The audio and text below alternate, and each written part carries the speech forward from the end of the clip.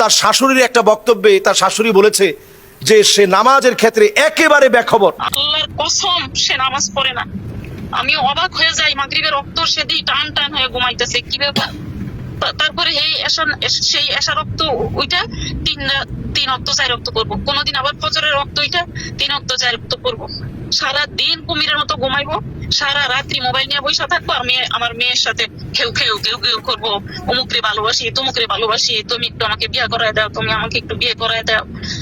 বুঝছেন, তার অনেক নারী লিপসু, তার চোখের হেফাজত নাই। সে অনেক, আমি বইলে শেষ করতে পারবো না। আমি অনেক অনেক অপেক্ষা করছিলাম যে দেখি আলেমদের সমাজে থেকে যদি তার ইসলাম হয়, কিন্তু সে অহংকারী, যে নিজের দোষ নিজে জানে যে এটা আমি দোষ করছি, এটা আমি অন্যায় করছি, কিংবা এটা আমার গুনাহ হয়েছে, সে তওবা করে ফিরে আসে।